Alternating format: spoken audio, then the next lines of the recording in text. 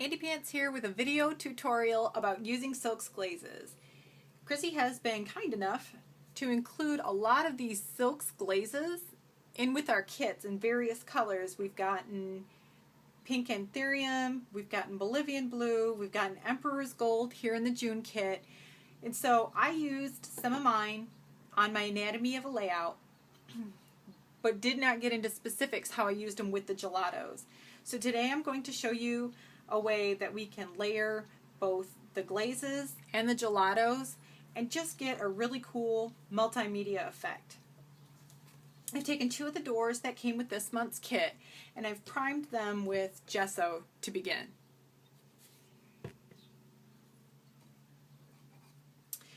So what I'm going to start doing, I'm going to do a blue door and I'm going to do one in yellowish gold tones. So the first thing that you're going to want to do, remember that these glazes, you can see through them. So whatever is underneath is going to show through. That's fantastic for stamping. You could do some sort of distress or crackle stamp underneath of them if you so choose, or you can just do the layers of the colors together and just get a really, really cool effect. So I'm going to start with just a base coat.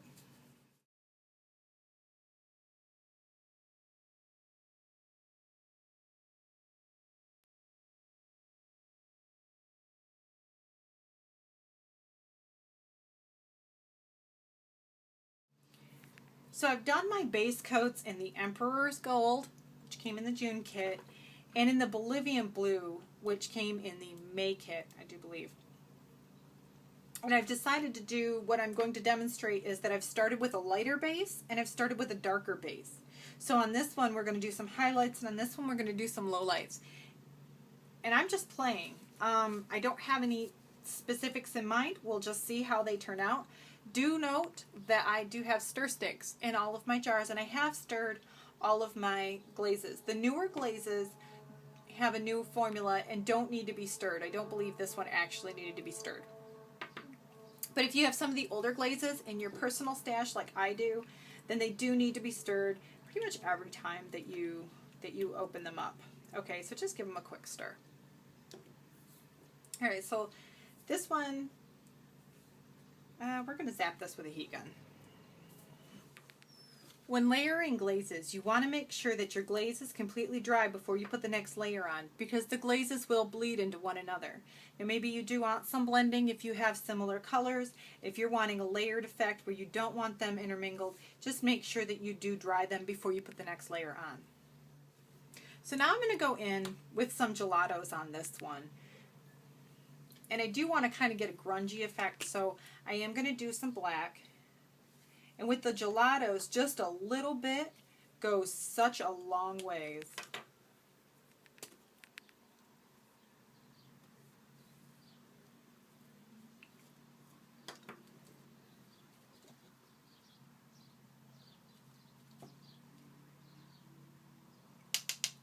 And get your brush wet.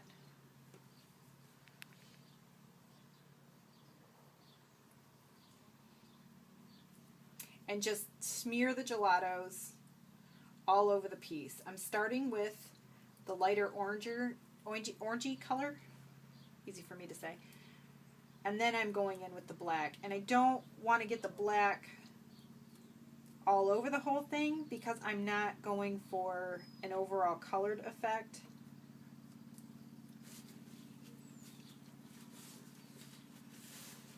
I want it streaky and grungy.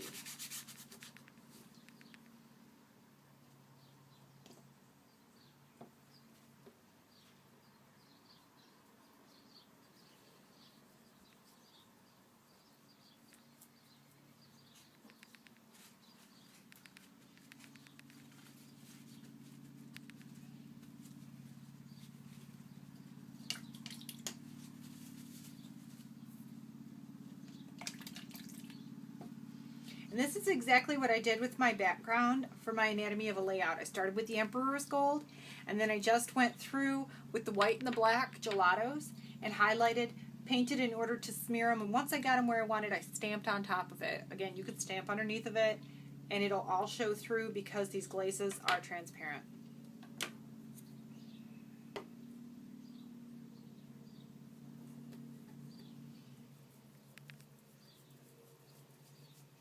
Now I'm just going to go in with some ginger peach.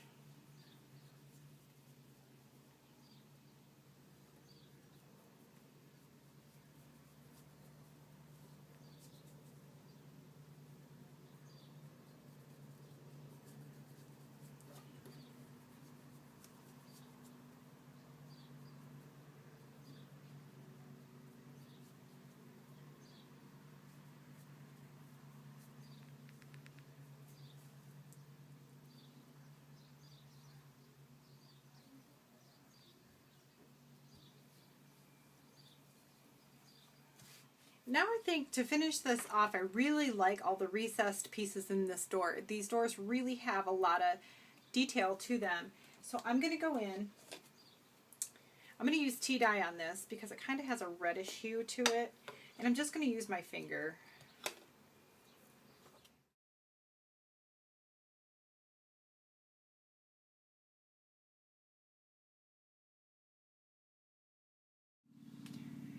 Another possibility that you could do is that you could use the glaze to create a wash to really set inside there. Why don't we go ahead and give that a try? Just for fun. So I've gone ahead and chosen a darker brown glaze in the color of nutmeg. And I've already gone ahead and stirred it up. Now, in order to create a wash, remember, these are acrylic based. So all you have to do is add some water to thin them out.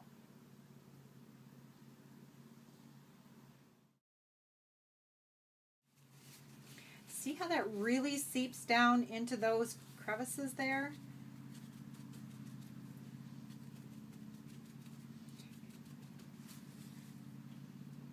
Really highlights that door.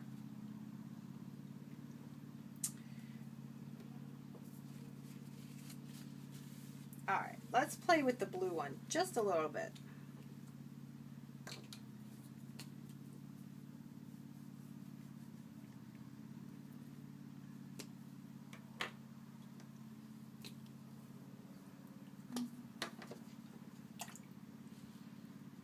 So I've decided before I go in with the white, I'm going to go ahead and do the black.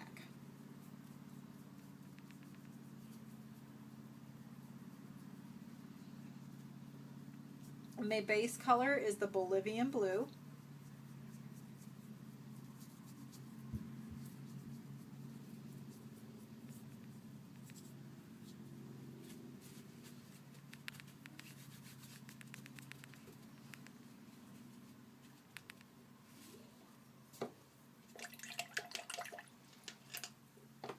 Let's go ahead and hit it with some highlights in white.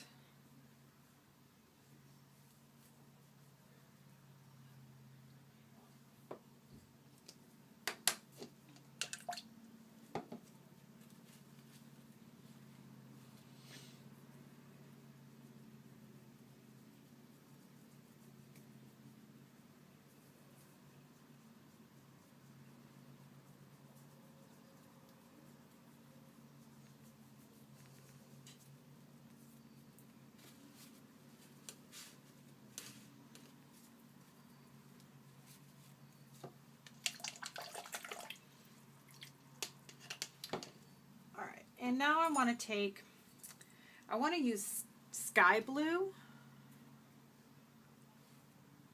and I want to highlight some pieces on the door. Now this color of blue is a lot brighter than the Bolivian blue. The Bolivian blue kind of has a real dark, grungy look to it. This is a lot brighter. And it's going to give us a totally different look. It's going to be highlights. And I'm using a stipple brush.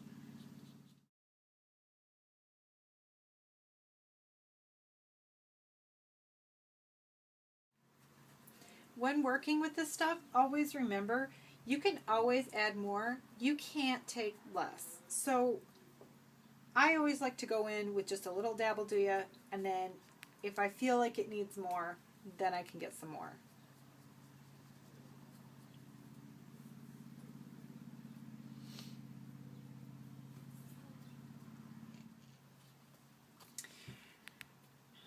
And now we have a blue door. And now I'm just kind of curious what it would look like with just a tad bit of gold here and there.